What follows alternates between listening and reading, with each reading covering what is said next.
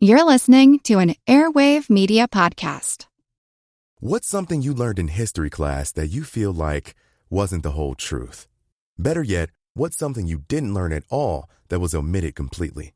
That's what I like to call redacted history. My name is Andre White, the host of the Redacted History Podcast, the place where history's forgotten events, heroes, and villains get their story told, one episode at a time. The Redacted History Podcast. Real history never dies. Stream the Redacted History Podcast on Apple Podcasts, Spotify, or wherever else you get your podcasts.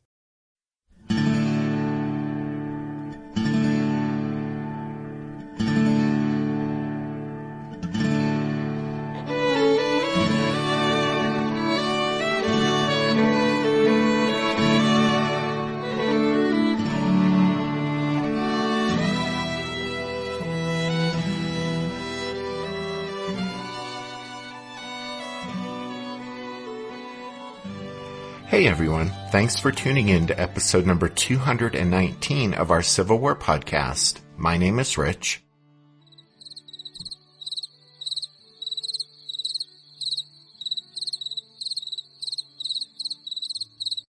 And yes, those crickets chirping where Tracy's voice would normally chime in means that sadly she won't be with us this week.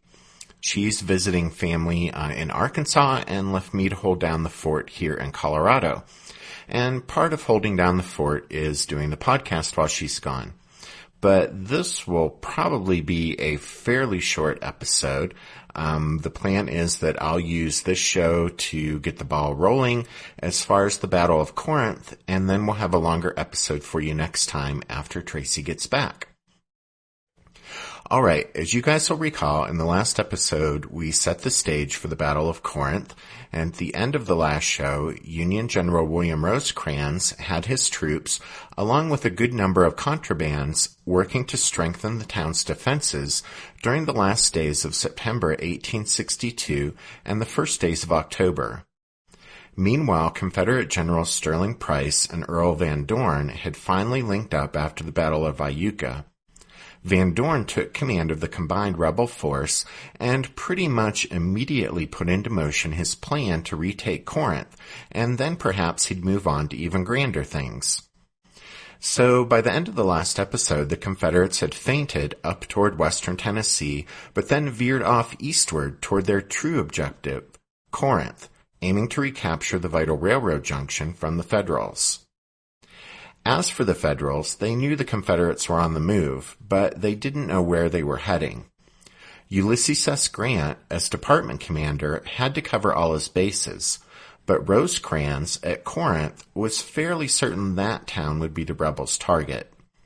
As I mentioned just a moment ago, work on the College Hill line had been going on at a frantic pace, and work on those positions, which Rosecrans intended would serve as Corinth's main defense, was mostly finished by early October. The College Hill line consisted of a series of 5 earthen redoubts for artillery covering the south and west sides of town, since it was originally thought those were the directions Van Dorn's and Price's Confederates would be most likely to approach Corinth. Remember we said that those earthen redoubts were individual, detached positions right on the outskirts of town. They were separated from one another by stretches of open ground, so Rosecrans had ordered the digging of connecting infantry trenches and the placement of abatis to strengthen the line. Rosecrans wanted the defenses extended to cover the north side of town also, but by the time of the battle, only Battery Powell was finished there. And as for the northeast and southeast approaches to Corinth, well, those remained uncovered by any defenses, except for the old Confederate line. Once Price and Van Dorn joined forces, they had around 21,000 or 22,000 men in total, while Rosecrans had about 20,000 men, divided into 4 infantry divisions and 1 cavalry division. Colonel John Misner led Rosecrans' cavalry, while the infantry divisions were commanded by Brigadier Generals David Stanley, Charles Hamilton, Thomas Davies, and Thomas McKean. Rosecrans initially only had about 10,000 men actually at Corinth, since only Davies and McKean were there, while Stanley's and Hamilton's men were stationed at various outposts around the area. Rosecrans started to draw in those two outlying divisions, though, as more reliable information started to come in regarding the Confederates' movements. At first, because of Van Dorn's feint northward, the Yankees remained uncertain as to the rebels' objective. But on October 2nd, when Federal cavalry patrols reported that the Confederates had suddenly veered eastward, Rosecrans knew Corinth was the enemy's target, and Grant came to that conclusion also. Rosecrans initially thought Van Dorn would cut the Mobile and Ohio Railroad north of Corinth to try to force Rosecrans to come out of his defenses for a fight. And at first, Rosecrans was indeed inclined to leave only a skeleton force in Corinth and march out into the countryside with the rest of his force and give battle. But upon reflection, he thought better of it, and he hunkered down at Corinth, waiting for the rebels to come to him. Rosecrans moved Hamilton's division to the northern outskirts of town on the Purdy Road to watch for any sign of the enemy. In case Van Dorn decided to take a more direct route to Corinth, Rosecrans also sent Colonel John Oliver's brigade of McKean's division off toward Chewalla, which was just across the state line in Tennessee and only about 9 or 10 miles northwest of Corinth. It would be Oliver who, on the morning of Friday, October 3rd, would make first contact with the approaching Confederates. Rosecrans dispatched Brigadier General John MacArthur's brigade of McKean's division to help Oliver, but despite the fact that Oliver's brigade was skirmishing with Confederates early on Friday along the Chewalla Road northwest of Corinth, Rosecrans was forced to play a wait-and-see game all morning, since the rebel movement there might be another of Van Dorn's feints.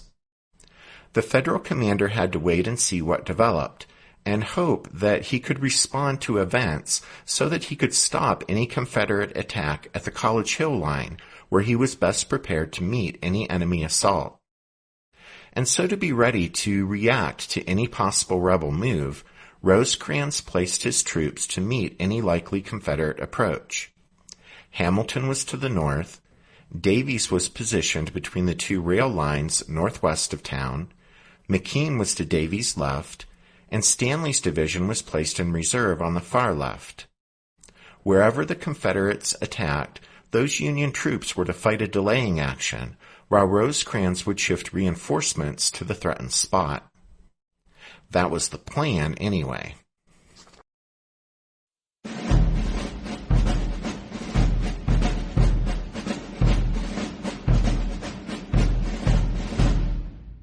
Did archaeologists discover Noah's Ark? Is the rapture coming as soon as the Euphrates River dries up? Does the Bible condemn abortion? Don't you wish you had a trustworthy academic resource to help make sense of all of this? Well, I'm Dan Beecher, and he's award-winning Bible scholar and TikTok sensation Dr. Dan McClellan, and we want to invite you to the Data Over Dogma podcast, where our mission is to increase public access to the academic study of the Bible and religion, and also to combat the spread of misinformation about the same.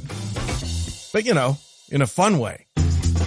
Every week we tackle fascinating topics. We go back to source materials in their original languages. And we interview top scholars in the field. So whether you're a devout believer, or you're just interested in a clear-eyed, deeply informed look at one of the most influential books of all time, we think you're going to love the Data Over Dogma podcast. Wherever you subscribe to awesome shows.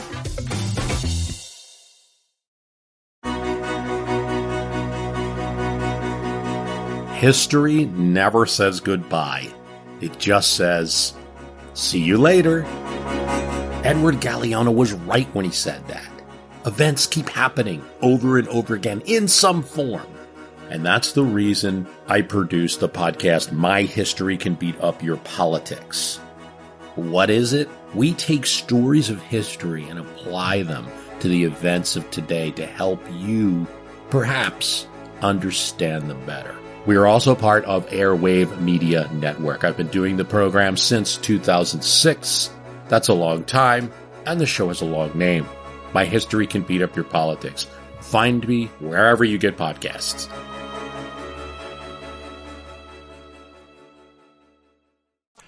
On the morning of Friday, October 3rd, 1862, the sun rose into a clear sky, and before the day was over, the temperature would hit the 90-degree mark. The Confederate soldiers prepared a quick breakfast of dough on a stick, cooked over a campfire, and that would be the last food many of them would have for the next 3 days. The Chewalla Road branched 5 miles from Corinth, and Price's men crossed the Memphis and Charleston to march north of the rail line, while Mansfield-Lovell took the route south of the railroad. When both wings came together again at Cane Creek, a short distance in front of the old Confederate line outside Corinth, they found Oliver's and MacArthur's Federals on the east side of the stream. After some brisk skirmishing, the rebels' superior numbers told, and they pushed across the creek at 8 a.m., and the Yankees fell back to the old Confederate defensive works. After this initial success, Van Dorn moved his headquarters up to the Murphy House on the road taken by Price, and he held a conference of his division commanders.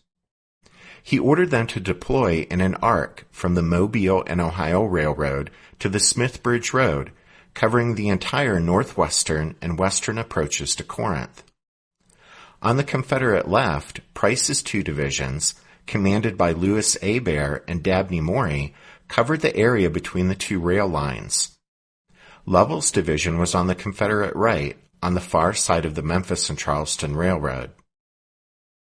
It took a while for the rebels to form up and start to move out over what one participant described as, quote, irregular ground covered with timber. But by 11 o'clock, the Confederates had formed their line of battle and pressed forward so that all along the arc of their advance, they were in contact with the Union defenders. In Price's sector on the left, Hebert deployed 2 brigades while holding 1 in reserve, and in the center of the rebel line, Maury did the same. Over on the Confederate right, Lovell put all 3 of his brigades in line and sent them forward. Van Dorn noted that over on the left, Hebert's troops would have to advance against a wooded ridge, so the Confederate commander expected that the rebels' most successful effort would be made by the units in the center and on the right. Accordingly, Hebert was instructed to delay his advance in the hopes that by the time he moved forward, pressure elsewhere along the Federal line would have caused the Yankees in front of Hebert to weaken that part of their line by sending troops to other threatened spots. Van Dorn, in approaching Corinth from the northwest, had gained an advantage over Rosecrans, in that by 11 a.m. the Confederate commander had deployed his entire army against only a portion of the Federal force. If Van Dorn could now attack and punch through the Yankees to his front, he could score a decisive breakthrough and steamroll into Corinth. But the Confederates had to not only contend with the broken and heavily wooded terrain here outside of town, but also rising temperatures that sapped their strength, not to mention the stubborn Federal defenders. Van Dorn would struggle all that hot day trying to push his willing but increasingly tired men forward in a difficult assault, as the Federals fought a long delaying action, making the rebels pay dearly for closing in on the College Hill line. Really, the fierce fighting on October 3rd would come down to whether Van Dorn could score a decisive breakthrough and smash the Federal defenses before darkness brought an end to the combat, or whether the Yankee defenders on that Bloody Friday would be able to hang on and force a second day of battle when they could make their final stand on the College Hill line.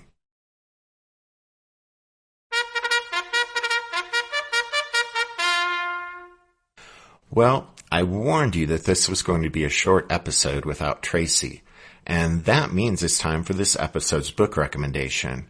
And our recommendation this time is Banners to the Breeze, The Kentucky Campaign, Corinth and Stones River by Earl J. Hess.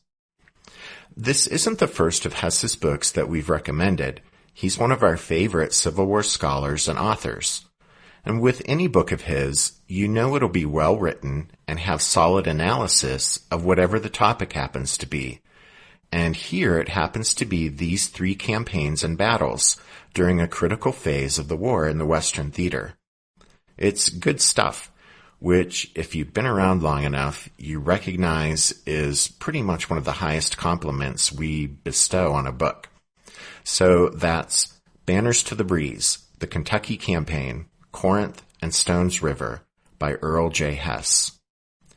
I'll remind you that you can find all of our book recommendations at the podcast website, which is www.civilwarpodcast.org. And then we haven't asked in a while, but if you listen to the podcast on iTunes, then please consider giving the podcast a 5-star rating, or even taking a minute to leave a 5-star review, because that helps other people discover the podcast on iTunes. And we know there are a lot of different ways you guys get your podcasts nowadays, but iTunes is still our number 1 source of downloads, and those 5 stars do help. And then, as we're wrapping up this show, and it's getting closer and closer to Christmas, don't forget about checking out Spiritwood Music's Christmas album, which we mentioned at the end of the last episode. And before we go, we would be remiss if we didn't give a shout out to the newest members of the Strawfoot Brigade, Karis and Kevin and Jason. And thanks to Bill H. for his donation this past week. Donations are always appreciated, so thanks, Bill. And thanks to each and every one of you for listening to this episode of The Civil War, 1861 to 1865, a history podcast. Tracy and I do hope you'll join us again next time, but until then, take care. And thanks, everyone. Bye.